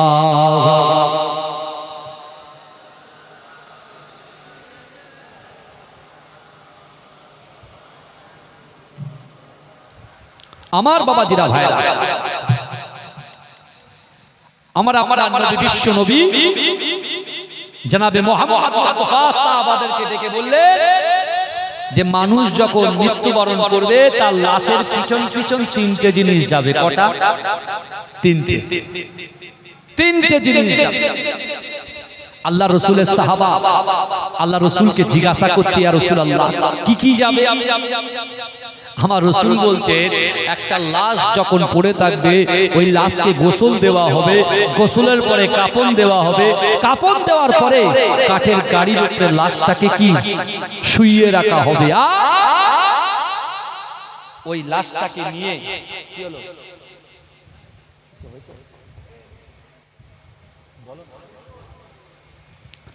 ওই লাশটা যখন কবর পর্যন্ত যাবে, প্রথমে ওই লাশের নিজের সন্তান, তার ভাই, তার আত্মীয় পরিজন ওই লাশের পিছন পিছন কবর পর্যন্ত যাবে। ভালো করে শুনে, যেটা দরকার আছে সেটা শুনে, আর যেটা দরকার নাই সেটা নিয়ে ভাবারও প্রয়োজন নাই। এতদিন সবাইকে শুনেছেন, এবার একটু আমাদেরকে শুনেন, এবার দেখেন আমাদেরকে। বুঝতে পারছেন? অনেক যেভাবে জিকির আজকার করে, নামাজের দিকে আসে, যাদের উপরে রোজা ফরজ হয়ে গেছে রোজাটা করে, বাপ মাকে খিদমত করে, ভালো করে বোঝে। আল্লাহর রাসূল বলছে লাশটা যখন কবর পর্যন্ত যাবে, তার সন্তান যাবে, তার ভাই, তার বন্ধু, তার পড়োশি, তার গ্রামবাসী ওই লাশের পিছন পিছন কবর পর্যন্ত যাবে। দ্বিতীয় নম্বর, এই দুনিয়াতে যে আমরা যে রুজি রোজগার করছি, ইনকাম করছি, অর্থ সম্পদগুলো গচ্ছিত রেখে যাচ্ছি, ওই গচ্ছিত সম্পদ ওই লাশের পিছন পিছন কবর পর্যন্ত যাবে। কে বলছে? আল্লাহর রাসূল কাবা বাইতুল্লাহ শরীফের সামনে শুরু ইসলামের সাহাবাদেরকে বুঝিয়ে দিচ্ছে। কিন্তু আমার ভাই জানেরা, এ নবী পাকের উম্মতিরা, এ নবী দেওয়ানারা, একটু ভালো করে বোঝার চেষ্টা করেন। এ যুবকেরা, ওই লাশটা যখন পৌঁছে যায়, মিনহা খলাকনাকুম ওয়া ফিহা নুঈদুকুম ওয়া মিনহা নুখরিজুকুম তারাতান উখরা বলে তিন মুঠো মাটি যখন ওই লাশের বুকের উপরে চাপিয়ে দেওয়া হয়, এ যুবকেরা, কিছুক্ষণের মধ্যে তোমার ওই অন্ধকার ঘর, সাপ বিচ্ছুর ঘর, পোকামাকড়ের ঘরে তোমার লাশটাকে একা রেখে দিয়ে, যে সন্তানের জন্য, ইনকাম বাড়ানোর জন্য নামাজ ছেড়ে দিয়েছি, রোজা ছেড়ে দিয়েছে, যাকাত ছেড়ে দিয়েছি, দান খায়রাত ছেড়ে দিয়েছি, না না না, এ যুবকেরা, শরিয়াত থেকে দূরে সরে গেছি, ওই সন্তান আপনাকে অন্ধকার কবরে, সাপ বিচ্ছুর কবরে আপনাকে রেখে দিয়ে কিছুক্ষণের মধ্যে বাড়ি চলে আসবে। এ যুবকেরা, যে সম্পদের লোভে, যে অর্থ সম্পদের ভান্ডারকে একাট্টা করার জন্য আমি আপনি আমরা সময় দিয়েছি, এ যুবকেরা, ওই সম্পদ, ওই সম্পত্তি আপনার কবরে যখন দাফন হয়ে যাবে, ওই সম্পদ আপনার সন্তানের পিছন পিছন পিছন পিছন আপনাকে কবরে রেখে চলে আসবে। এ যুবকেরা, ওই কবর থেকে আপনি জোরে জোরে চিৎকার করবেন, ও আমার সোনা মানিক, ও আমার সন্তান, না না না, যতক্ষণ পর্যন্ত তুমি বাড়িতে আসো না, আমি বাপ, আমি মা, তোমার জন্য এক লোকমা খাবারও খাই না। এরকম অন্ধকার ঘরে, সাপ বিচ্ছুর ঘরে তুমি কেন আমাকে ফেলে রেখে চলে যাও? এ যুবকেরা, ওই কবরে আপনি যতই জোরে জোরে চিৎকার করেন না কেন, কেউ আপনাকে সাপোর্ট করবে না, কেউ আপনাকে বাঁচাতে আসবে না। ও যুবকেরা, আজকে এই নেওরা জলসা থেকে আপনারা যারা বসে বসে জলসা শুনছেন, কোরআন হাদিসের কথা শুনছেন, রাসূলুল্লাহ সাহাবাদের কথা শুনছেন, না না না, এই সওয়াবগুলো এই বসার জন্য আল্লাহ পাক রব্বুল আলামিন আপনার আমলনামায় আল্লাহর নেকি পৌঁছে দিচ্ছেন। কিন্তু না না না, ওই অন্ধকার ঘর, সাপ বিচ্ছুর ঘর, পোকামাকড়ের ঘরে আপনার সন্তান যখন কোনো কাজে আসবে না, আপনার অর্থ যখন কোনো কাজে আসবে না, এ যুবকেরা, ওই অন্ধকার কবরে আপনার আমলটা আপনাকে বাঁচানোর জন্য হাজির হয়ে যাবে। জোরে বলেন না, জোরে বলবেন না। আমি আমার সন্তানকেও পেলাম না, আমি আমার অর্থকেও পেলাম না। এখন সবথেকে আকর্ষণীয় জিনিস পৃথিবীর জমিনের উপরে, আসমানের নিচেই দুটো জিনিস, অর্থ আর নিজের সন্তান। আমি খাবো, আমার ছেলে খাবে, এই আমি আমি আমি জিনিসটাকে বাদ দিতে হবে। আল্লাহ রাসূল সাহাবাদেরকে বললেন, ও আমার সাহাবারা, শোনো শোনো, আমি রাসূলুল্লাহ তোমাদেরকে আল্লাহর কোরআন থেকে তিলাওয়াত করে জানিয়ে দিলাম। আল্লাহর কোরআন বলছে, বান্দা, ফালা তাকুল্লাহুমা উফি ওয়ালা তানগারহুমা ওয়া কুল্লাহুমা কাওলান কারীমা। এ যুবকেরা, আল্লাহর রাসূল বললেন, হে আমার সাহাবারা, আল্লাহর কোরআন বলছে, ফালা তাকুল্লাহুমা উফি ওয়ালা তানগারহুমা ওয়া কুল্লাহুমা কাওলান কারীমা। আল্লাহর কোরআন বলছে, ও বান্দা, তোমাদের আচার আচরণে, তোমাদের ব্যবহারে তোমাদের পিতা মাতা যেন উফ শব্দ না করে। এই রাসূলুল্লাহ কথাগুলো সাহাবাদেরকে বলছেন, আপনারা শুনছেন। আম্মাজানকে হযরতে খাদিজাতুল কুবরা রাদিয়াল্লাহু তাআলা আনহা, জোরে বলবেন না সুবহানাল্লাহ। আমার আপনার ইসলামে কি অবদান আছে? কিছু কিছু কিছু, কিন্তু আমার বাবা ভাইরা, আজকে আমরা যারা জান্নাতের বাগানের ভিতরে বসে আছি, আমার রাসূল সাল্লাল্লাহু আলাইহি ওয়াসাল্লাম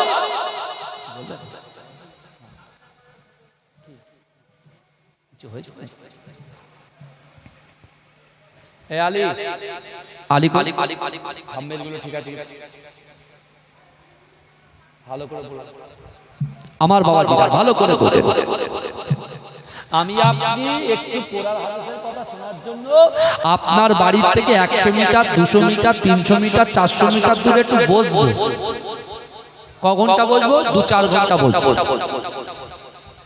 এই কথা ঠিক না? 2-4 ঘন্টা বসবো, তাও আমাদের সময় হয় না। আর আম্মাজান খাদিজাতুল কুবরা রাদিয়াল্লাহু তাআলা আনহা, রাসূল আছেন, আমি নিজে হজ করেছি 2018 সালে। 2018 সালে আমি হজ করেছি। আমি সে পাহাড়টা দেখেছি, যে পাহাড়ে কোরআন নাযিল হয়েছে, হেরা গুহা পাহাড়। পাহাড়টা উঠতে 2 ঘন্টা, নামতে 2 ঘন্টা সময় লাগে। আম্মাজানের বয়স কত ছিল? রাসূলুল্লাহর বয়স হচ্ছে 25, আর আম্মাজানের বয়স কত? 40 বছর বয়সে আমার আম্মাজান খাদিজাতুল কুবরা রাসূলুল্লাহর জন্য খাবার বানিয়ে 3.5 কিলোমিটার হেঁটে হেঁটে 2 ঘন্টা খাড়া পাহাড়ে উঠতেন, আবার নামতেন। জোরে বলুন না সুবহানাল্লাহ। জোরে বলবেন না? আর রাসূলুল্লাহর মনটা যখন খারাপ হতো রাসূল বলতো ওই আবু জাহেল আমাকে ডিস্টার্ব করছে, তা আম্মা জান খাদিজা বলছে হুজুর আপনি একদম ঘাবড়াবেন না, চিন্তা করবেন না, আমি ওদেরকে আগামী কাল আমার বাড়িতে দাওয়াত করছি। আর আবু জাহাল আবু লাহাব এরা না আম্মা জান খাদিজাকে খুব ভয় করত, ভয়ও যেমন করতো সম্মানও তেমন করতো। কেন বলেন তো? ধনী ছিলেন তো, মক্কায় সব থেকে ধনী নারী ছিলেন, সব থেকে ধনী। তা আম্মা জান যখন দাওয়াত করেছে আল্লাহ রাসূল বলছেন খাদিজা তুমি কাদেরকে দাওয়াত করলে? বলে আপনি টেনশন করবেন না, আপনি আপনার নিজের কাজ করেন, আমি আপনার পাশে সদা সর্বদাই আছি। এই বুঝতে পারছেন না? স্বামী স্ত্রীর মধ্যে বন্ডিং দেখেন, কম্প্রোমাইজ দেখেন, কত সুন্দর বন্ডিংটা দেখেন, মহব্বত ভালোবাসাটা দেখেন। কিন্তু আমার ভাইরা আল্লাহ কোরআনে বলছেন বিসমিল্লাহির রহমানির রহিম আহাসিবান নাসু আইয়াতরাকু আইয়াকুলু আমান্না অহুম লা ইফতানুন। এই শুনছেন আপনারা? আল্লাহর কোরআন বলছে যে বান্দা তোমরা যারা ঈমান এনেছো তোমরা কি মনে করো আমি আল্লাহ তোমাদেরকে ছেড়ে দেব? অহুম লা ইফতানুন, আমি আল্লাহ কি তোমাদের পরীক্ষা করব না? এই ভালো করে বাবা যে আমার কথা আপনারা বুঝতে পারছেন তো? তাকবীর দেন, নারে তাকবীর। আমরা তাকবীর কেন দিই জানেন? এই নারে তাকবীর আল্লাহু আকবার কেন দিই? আমাদের প্রকাশ্য শত্রু কোনো মানুষ নয়, এই বুঝতে পেরেছেন? আমাদের প্রকাশ্য মুসলমানদের শত্রু মানুষ নয়, ইবলিস শয়তান। মনে থাকবে কি বলেছি? ইবলিস শয়তান।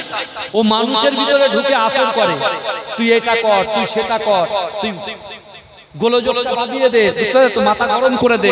কে করে এটা? এই কথা বলে ইবলিস শয়তান করে। মানুষ আল্লাহর সৃষ্টি, বুঝছেন না? মানুষ কার সৃষ্টি? আল্লাহর সৃষ্টি।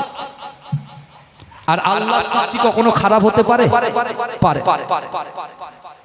আমার বাবাজিরা আল্লাহর রাসূল সাল্লাল্লাহু আলাইহি ওয়াসাল্লামকে আম্মা জান বলছেন হুজুর আপনি একদম ঘাবড়াবেন না, আমি আপনার পাশে আছি।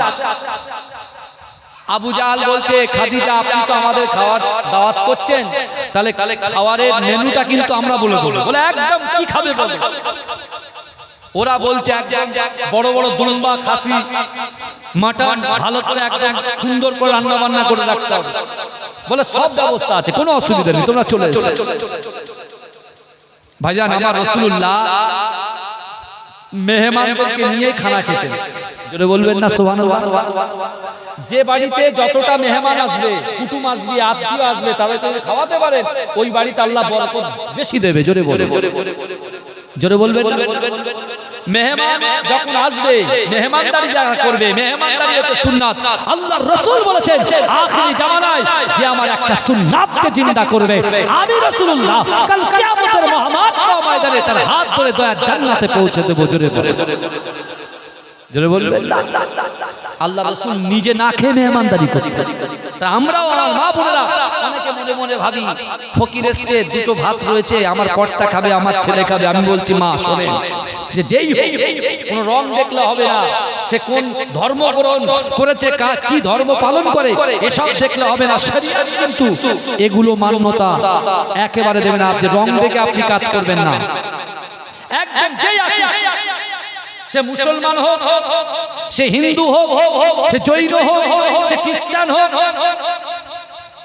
সে পাঞ্জাবি হোক, শিখ হোক, যাই হোক, তার পাশে থাকতে বলেছে কে? প্রফেট মুহাম্মদ সাল্লাল্লাহু আলাইহি ওয়াসাল্লাম। জোরে বলেন আমার দ্বারাই যেন কোনো সমাজের ক্ষতি না হয়, এটা আমার রাসূলুল্লাহ এই দিকটা খুব ভালো করে ফলো আপ করতে বলেছে, ফলো করতে বলেছে, এটা মাথায় রাখবেন। ওই জন্য আল্লাহ কোরআনে বলছেন অহুম লা ইফতানুন, আমি আল্লাহ পরীক্ষা করব। আল্লাহর রাসূলের স্ত্রী আমাদের আম্মা জান খাদিজাতুল কুবরা, আবু জাহাল, আবু লাহাব, উতবা, মুগিরা, খালিদ, আবু সুফিয়ান সবাই এসেছে। ভালো করে আপ্যায়ন করতে করতে যখন খাওয়া দাওয়া সব কমপ্লিট, তখন আবু জাহল বলছে যে খাদিজা, যাক তুমি আমাদের খুব সুন্দর খাইয়েছে, এবার আমরা যাই। কিন্তু আম্মাজান খাদিজাতুল কুবরা রাদিয়াল্লাহু তাআলা আনহার ব্রেনটা অন্যরকম ছিলেন, উনি খুব বুদ্ধিধারী নারী ছিলেন। উনি তখন দাঁড়াও, একটু খাওয়া দাওয়া করে একটু বিশ্রাম করে কিছু কথা বলি, তোমরাও কিছু কথা বলো, আমিও কিছু কথা বলি, খুব ভালো লাগবে। তা যেই জিজ্ঞাসা করেছে আবু জাহল তো বুঝে গেছে যে কার কথা বলবে, বলতে শোনো, তোমরা আমার স্বামীকে অর্থাৎ মুহাম্মদ মুস্তাফা সাল্লাল্লাহু আলাইহি ওয়াসাল্লামকে নবী বলে মানো না কেন? তার ভিতরে কি কোনো ঘাটতি আছে? তিনি কি তোমাদের থেকে সুন্দর নয়? বলছে হ্যাঁ, আপনার হাজবেন্ড অর্থাৎ আপনার স্বামী একদম টোটাল মক্কার জমিনে সব থেকে সুন্দর। জোরে বলুন না সুবহানাল্লাহ, এই জোরে বলবেন না। আর বলে দেখো না, তোমার স্বামী তো অর্থ নয়, গরিব, গরিব কখনো নবী হতে পারে? তখন আম্মাজান খাদিজা বলতে শোনো তাহলে একটা কথা বলি। বলে একটা কথা বলি, বলে আমার 40 মণ অধিক সোনা আছে, অর্থ আছে, আমার যে সম্পদ আছে আমি সব আমার স্বামীকে দান করে দিলাম, সব আমার স্বামীকে দিয়ে দিলাম, এবারে তোমরা আমার স্বামীকে নবী বলে গ্রহণ করো। এই বুঝতে পারছেন না? যেই বলেছে আবু জাহল বলছে থাক না, পরে কথা হবে, বলে সব পালিয়ে গেছে, সব পালিয়ে গেছে। আল্লাহ পাক রব্বুল আলামিন পবিত্র সূরা 30 পারা সূরা 3 টা আল্লাহ নাযিল করলেন। ভালো করে শুনেন, সূরা 3 নাযিল করলেন কাদের জন্য? যে সকল সাহাবারা দোনো মনে করছে কেউ কালো, কেউ লম্বা, কেউ পরিষ্কার, কেউ বেকা, কেউ তেরা, নানান রকম আমরা যে মানুষের ডিভাইডেড করি, লম্বাদের একটা দল, খাটোদের একটা দল, কালোদের একটা দল, ফর্সাদের একটা দল, এ করি কি করি না? কথা কানাদের একটা দল, খোড়াদের একটা দল, এরকম করি তো। কিন্তু ভাইজান শরিয়ত কি বলছে দেখেন, আমরা সম্মানের জন্য মানুষের পিছনে ছুটি, সম্মানের জন্য মানুষের কাছে মাথা নত করি। যুবকেরা, আমার আল্লাহ 30 পারা সূরা 3 এর ভিতরে 4টে কসমকে আল্লাহ একটা সুসংবাদ তার বান্দাদের জন্য দিয়েছেন। জোরে বলুন না সুবহানাল্লাহ।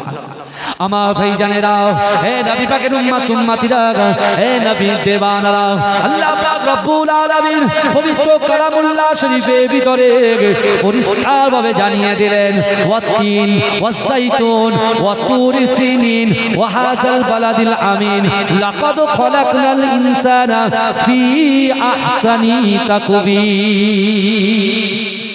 জোরে বলুন না সুবহানাল্লাহ, জোরে বলা যাবে না।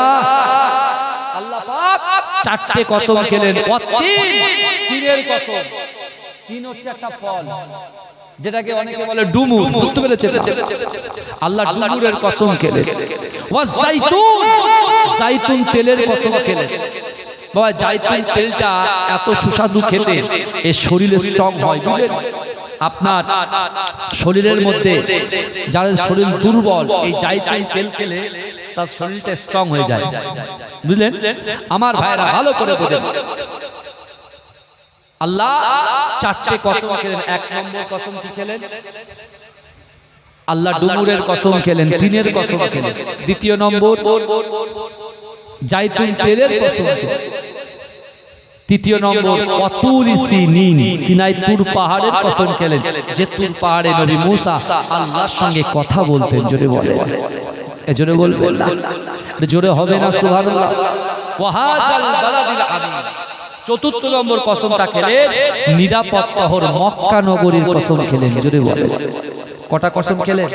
4টে কসম খেলেন। এই 4টে কসম খাওয়ার পরে আল্লাহ তার বান্দা এবং বান্দিকে স্পষ্ট করে দিলেন, লাকাদ খলাকনাল ইনসানা ফি আহসানি তাকওয়িম। অবশ্যই আমি আল্লাহ মানুষ জাতিকে, আমার বান্দা এবং বান্দিকে, নারী এবং পুরুষকে অতি উত্তম আকৃতিতে, সৌন্দর্য দিয়ে আমি আল্লাহ সৃষ্টি করেছি। জোরে বলুন, এজন্য বলবেন না। কিন্তু আমার ভাই জানেরা, হে নবী পাকের উম্মত উম্মতিরা, হে নবী দেওয়ানারা, বিশ্ব নবী রাসূলুল্লাহ সাল্লাল্লাহু আলাইহি ওয়াসাল্লাম না না না সাহাবাদের সামনে বললেন, ও আমার সাহাবারা শোনো শোনো, আমি রাসূলুল্লাহ তোমাদেরকে জানিয়ে দিলাম, ফালা তাকুল্লাহুমা উফি ওয়ালা তানহারহুমা ওয়া কুল্লাহুমা কওলান কারীমা। হে যুবকেরা, আল্লাহর কোরআন বলছে, বান্দা তোমাদের আচার আচারণে তোমাদের ব্যবহারে তোমাদের পিতা মাতা যেন উপশব্দ না করে। হে যুবকেরা, আল্লাহর রাসূল যখন এই কোরআনের আয়াত তেলাওয়াত করলেন, একজন যুবক সাহাবা ঝরঝর ঝরঝর ঝরঝর করে কাঁদতে লাগলেন। হে যুবকেরা, আল্লাহর রাসূল জিজ্ঞাসা করে, হে যুবক তুমি কেন কাঁদো? ওই সময় যুবক বলতে লাগলো, ইয়া রাসূলুল্লাহ হাবিবাল্লাহ, না না না, আপনি যে কোরআনের আয়াতটা তেলাওয়াত করে মানেটা বলেছেন যে পিতা মাতার প্রতি বিরক্তি সূচক ব্যবহার করো না, ইয়া রাসূলুল্লাহ হাবিবাল্লাহ, আমার মা বাপ কিছুদিন আগে ইন্তেকাল করেছে, ইয়া রাসূলুল্লাহ হাবিবাল্লাহ, এই দুনিয়ার জমিনের উপরে আমার পিতা মাতা যদি বেঁচে থাকতো, আমি যুবক গিয়ে আমার মা বাপের কাছে গিয়ে একটু সময় দিতাম, আমি তাদেরকে একটু খিদমত করতাম। কি করতাম? মা বাপকে গিয়ে একটু খিদমত করতাম। কে বলছে? একটা যুবক এই কোরআনের আয়াত শুনে বলছে। ভাইজান, আমরা চোখ থাকতে চোখের মর্যাদা বুঝি। আমার শরীর যখন অসুস্থ হয় তখনই আমি আমার বডির বিষয়টা নিয়ে ভাবি যে আমার ভুল হয়েছে, আমার চলাফেরাটা খুব বাজেভাবে হয়েছে, তাই না? আপনার চোখে এখন কিছু হচ্ছে না, যদি কিছু পড়ে যায় আপনি কি পানি ঝাপটা মারবেন? মারবেন কি মারবেন না? তাহলে আপনি চোখটাকে কি করবেন? সুব্যবস্থা করবেন যে কিভাবে ঠিকঠাক। কিন্তু ওই যুবক যখন রাসূলুল্লাহ সাল্লাল্লাহু আলাইহি ওয়াসাল্লাম আল্লাহর কোরআন থেকে যখন বললেন, ওই যুবকটার পিতা মাতার কথা মনে পড়ে গেল। যখন মনে পড়ে গেছে, অলরেডি বাপ মা কোথায় আছে? কবরে আছে। এখন কি হবে উপায়? আজকে আমার যুবক ভাইরা অক্লান্ত পরিশ্রম, আজকে আমাদের জনাব মাওলানা আব্দুল কালাম সাহেব শাহজাহানের এই এলাকা, এই গ্রামের বাড়ি, এই যে জলসাটা হচ্ছে, এখন আমাদের করণীয় কি? এখন যাদের পিতা মাতার সঙ্গে ঠিকঠাক ভাবে বন্ডিং নেই, ভালো ব্যবহার নেই, আচার আচরণ নেই, এখন কি করব? ওই যুবক তখন রাসূলুল্লাহর এই কথা শুনে হাও হাও করে কেঁদে উঠেছে, এত জোরে ক্রন্দন করছে। আল্লাহ রাসূল জিজ্ঞাসা করছে, যুবক তুমি কাঁদো কেন? কি হয়েছে তোমার? বলছি, ইয়া রাসূলুল্লাহ, আজ যদি যে আয়াতটা আপনি তেলাওয়াত করলেন, যে কোরআনের বাণী আপনি আমাদেরকে শোনালেন, ইয়া রাসূলুল্লাহ, আমার মা বাপ ইন্তেকাল করেছে, কিন্তু ইয়া রাসূলুল্লাহ আমার মা বাপ যদি বেঁচে থাকতো না, তাহলে আমি এখনই তাদের কাছে গিয়ে সময়ও দিতাম এবং তাদেরকে আমি খিদমত করতাম। জোরে বলেন, জোরে বলবেন না? আমার রাসূল যখন ওই যুবকটা এই কথা বললেন, আল্লাহ রাসূল তাকে একটা জোরে ধমক দিলেন। জোরে ধমক দিলেন। ধমক দেওয়ার পরে, চুপ করো, তুমি তোমার মা বাপের কথা বলো, আমি রাসূলুল্লাহ তুমি তোমার মা বাপের কথা বলার জন্য আমি রাসূলুল্লাহ আমার পিতা মাতার কথা বড্ড মনে পড়ছে। জোরে বলুন না সুবহানাল্লাহ। আল্লাহ রাসূল বলছে, আমার বাপ মায়ের কথা আমার মনে পড়ছে, কারণ আমার বাপ হচ্ছে আব্দুল্লাহ, যিনি আমি মায়ের পেটে থাকাকালীন আমার আব্বা জান দুনিয়া থেকে চলে গেছে, আর আমার বয়স যখন 6 বছর আমার মা আমেনাও ইন্তেকাল করেছে। অর্থাৎ তুমি তোমার মা বাপের কথা বলছো, আমি রাসূলুল্লাহ আমার মা বাপের কথা বড্ড মনে পড়ছে। যেই ধমক দিয়েছে না, ওই যুবকটা রাসূলুল্লাহ এই হারাম শরীফের মজলিস থেকে আস্তে আস্তে উঠে পিছনের দিকে যাচ্ছে। আজকাল আদবের তো দিকে খেয়াল নেই, আমরা যা ইচ্ছা তাই করি, বড়দের সম্মান করি না, ছোটদেরকে স্নেহ করি না। কিন্তু এই যুবক, শোনো, আল্লাহর রাসূলের ওই যুবক সাহাবাটা রাসূলুল্লাহর দিকে পিঠ দিয়ে হাঁটছেন না, কি করছেন? বুকটা রাসূলুল্লাহর দিকে, এই পিছনের দিকে হাঁটছেন। জোরে বলুন না সুবহানাল্লাহ। কিসের জন্য হাঁটছেন? আদবের দিকে খেয়াল করে, কারণ আমার রাসূলুল্লাহর দিকে আমি পিঠ দিতে কখনো পারবো না। কিন্তু আমার ভাই জানেরা, হে নবী পাকের উম্মত উম্মতিরা, হে নবী দেওয়ানারা, একটু ভালো করে বোঝার চেষ্টা করুন। বিশ্ব নবী রাসূলুল্লাহ সাল্লাল্লাহু আলাইহি ওয়াসাল্লাম ওই যুবকটা যখন মজলিস ছেড়ে আস্তে আস্তে পিছনের দিকে হাঁটতে লাগলেন, এই যুবকেরা, আল্লাহর রাসূল দাঁড়িয়ে গিয়ে ওই যুবককে বলতে লাগে, ও বাবা যুবক, ও আমার সাহাবা, তুমি কোথাও যাও? সাহাবা কোনো কথা বলে না।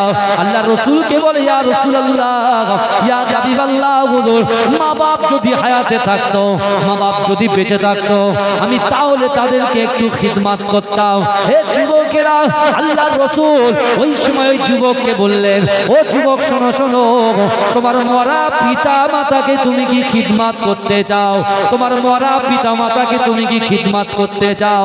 হে যুবকেরা, আজকে নেওরা গ্রামে আমার সামনে পিছনে ডান দিকে বাদিকে যত কবরবাসীরা কবরে শুয়ে আছেন, যাদের বাপ মা কবরে আছে, ছেলে বেঁচে আছে, মেয়ে বেঁচে আছে, স্ত্রী পুত্র কন্যা বেঁচে আছে, আমি তাদেরকে বলতে চাই, আল্লাহর রাসূল ওই যুবককে বললেন, হে যুবক শোনো শোনো, তুমি কি তোমার মরা পিতা মাতাকে খিদমত করতে চাও?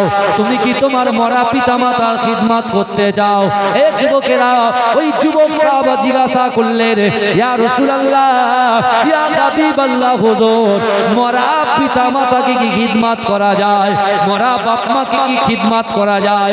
আল্লাহর রাসূল বলছে, হে যুবক শোনো শোনো, মরা পিতা মাতাকে দুনিয়ায় বেঁচে থাকাকালীন সন্তান বেঁচে আছে, তার মেয়ে বেঁচে আছে, মা ইন্তেকাল করেছে, কিন্তু না না না, মরা পিতা মাতাকে খিদমত করা যায়। জোরে বলবেন না? অনেকে বলে মানুষ মরে গেল তো সব হয়ে গেল, বলে না? বলে কি বলে না? কথা বলে। কবরের কথা তো কেউ, আমরা উপরের কথা শুনতে ভালোবাসি, নিচের কথা শুনতে ভালোবাসি। বুঝতে পারছেন না? ওই জন্য আল্লাহ কি বলছে জানেন? আল্লাহ কোরআনে বলছে, বান্দা ওয়াসারিউ ইলা মাগফিরাতিন মির রাব্বিকুম ওয়া জান্নাতিন আরদুহাস সামাওয়াতু ওয়াল আরদ উইদ্দাত লিল মুত্তাকিন। জোরে বলুন না, জোরে বলবেন না।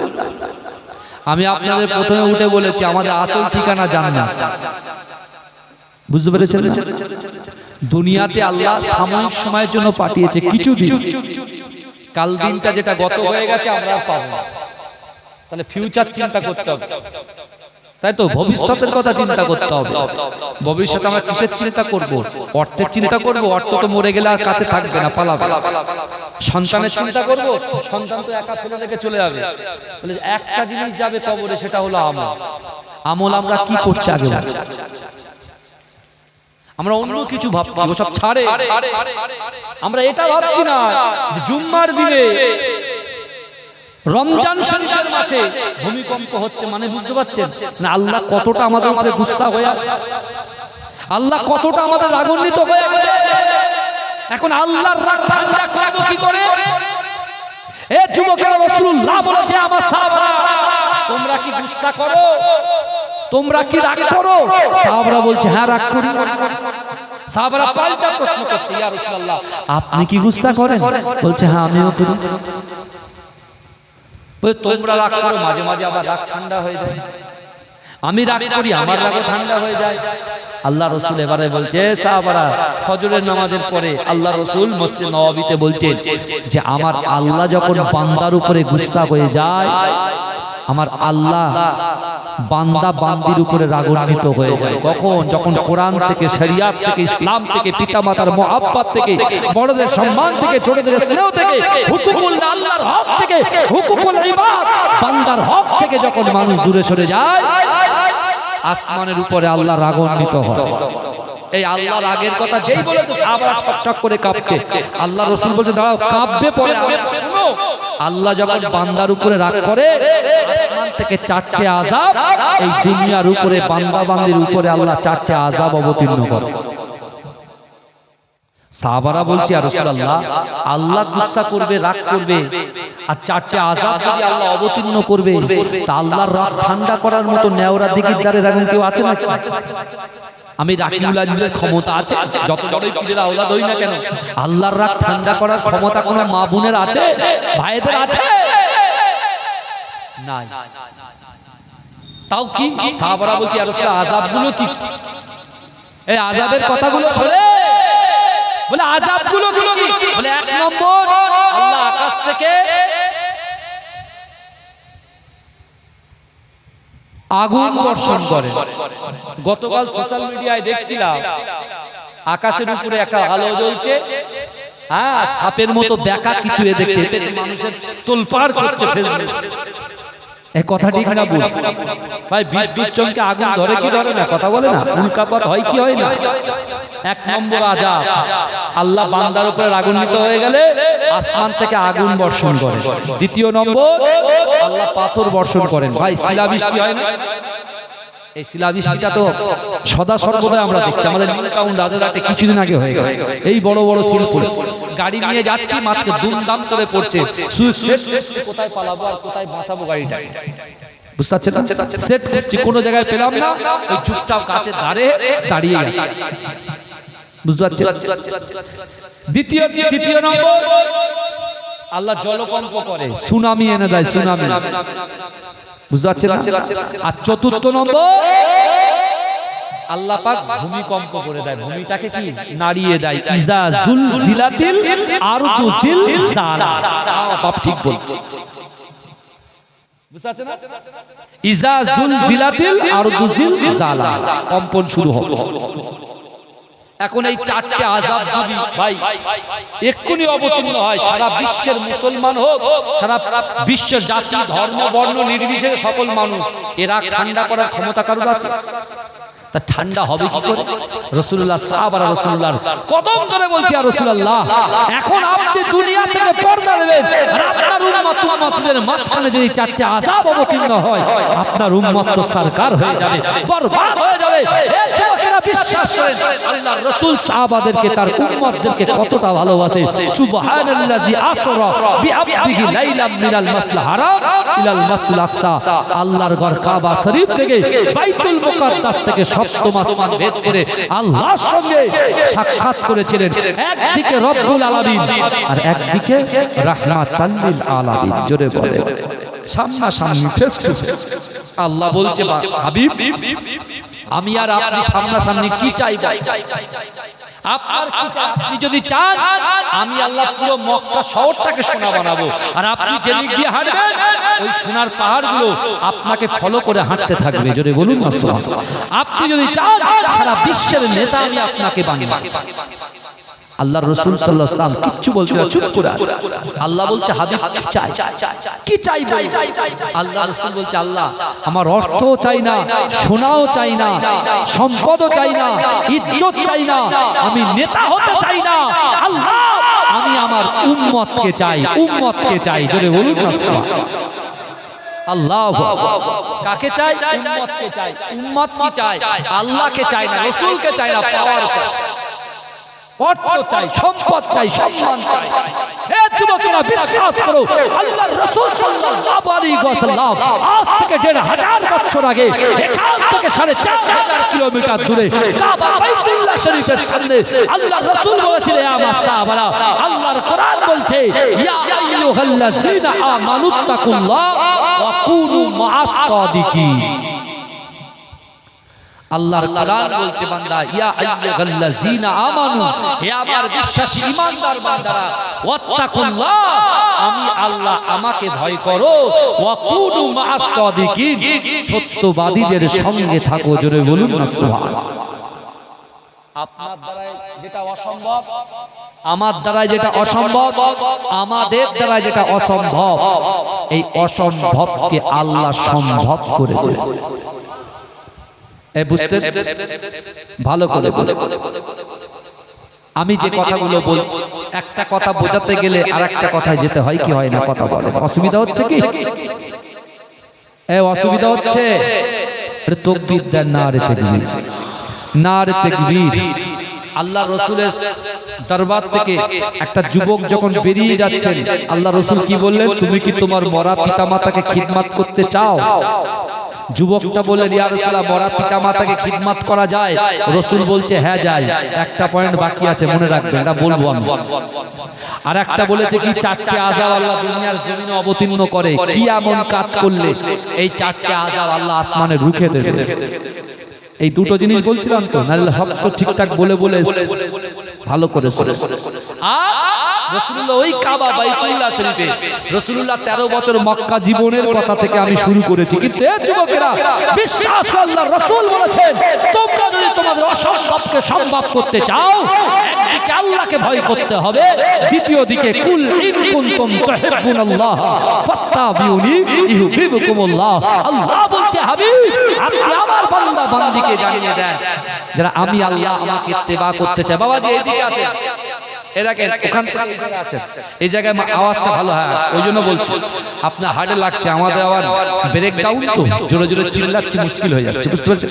জোরে না বললে আমার আর ভালো লাগে না। তাড়াতাড়ি দরুদ শরীফ পড়েন, আল্লাহুম্মা সাল্লি আলা। আমার মরণ যদি হয় সোনার মদিনায়, আমার দাফন যদি হয় সোনার মদিনায়, ওই মদিনার ধুলাবালি লাগাবে আমার গায়। আমার মরণ যদি হয় সোনার মদিনায়, এজরে বলুন না সুবহানাল্লাহ, এজরে বলা যাবে না সুবহানাল্লাহ? নারে তাকবীর, নারে তাকবীর। আমার মরণ যদি হয় সোনার মদিনায়, আমার দাফন যদি হয় সোনার মদিনায়, এই মদিনার ধুলাবালি লাগবে আমার গায়।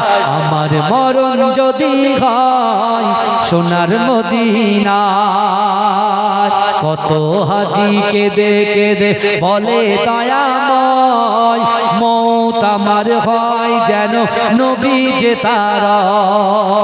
কত হাজি কেঁদে কেঁদে বলে দয়াময়, মৌত আমার হয় যেন নবী যে তার। তার সুপারিশ পেলে পরে, তার সুপারিশ পেলে পরে জান্নাত নসিব হয়। আমার মরণ যদি হয় সোনার মদিনায়, আমার দাফন যদি হয় সোনার মদিনায়, ওই মদিনার ধুলাবালি লাগবে আমার গায়। আমার মরণ যদি হয় সোনার মদিনায়, রওজা নবীর দেখলে পরে প্রাণটা ভরে যায়, নয়ন যুগল সজরে পলক ভিজে যায়। রওজা নবীর দেখলে পরে প্রাণটা ভরে যায়, নয়ন যুগল সজরে পলক ভিজে যায়। মনে আমার আশা জাগে, মনে আমার আশা জাগে, দিদার যেন হয়। আমার মরণ যদি হয় সোনার মদিনায়, আমার দাফন যদি হয় সোনার মদিনায়, ওই মদিনার ধুলাবালি লাগবে আমার গায়। আমার মরণ যদি হয় সোনার মদিনায়, সোনার মদিনায় গিয়ে চুম্ব নবীর পায়, সালাম আমি দেব গিয়ে নবীজির রওজায়। সোনার মদিনায় গিয়ে চুম্ব নবীর পায়, সালাম আমি দেব গিয়ে নবীজির রওজায়। নিরালায় কাঁদিব ওই দিন, নিরালায় কাঁদিব ওই দিন খোদারি কাবায়। আমার মরণ যদি হয় সোনার মদিনায়, আমার দাফন যদি হয় সোনার মদিনায়, ওই মদিনার ধুলাবালি লাগবে আমার গায়। আমার মরণ যদি হয় সোনার মদিনায়। আল্লাহুম্মা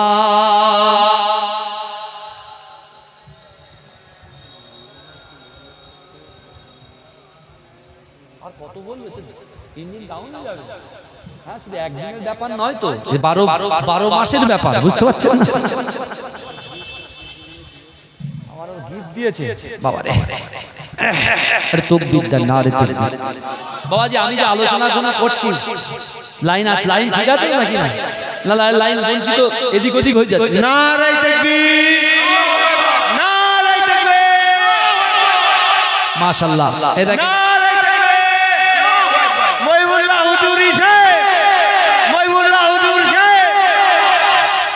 মাশাআল্লাহ আমার ভাইরা আমাকে আবার একটা তোহফা দিয়েছে, বুঝতে পেরেছেন?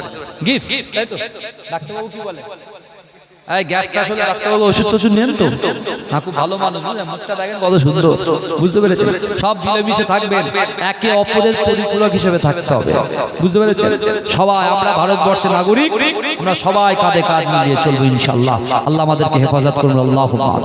এটাকে এটা দিয়েছে, আবার এটা বলেছে যে ওরে ওরে মদিনার গুনি গজলটা বলতে হবে, তাহলে এটা আমি ফিরত দিই।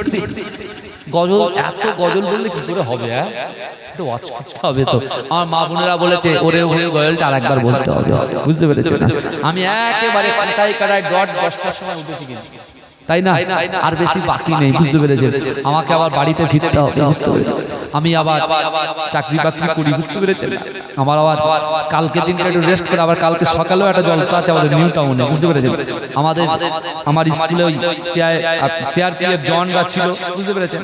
তা আজকে সব চলে গেছে, এতদিন স্কুল বন্ধ ছিল, বুঝতে পেরেছেন? আবার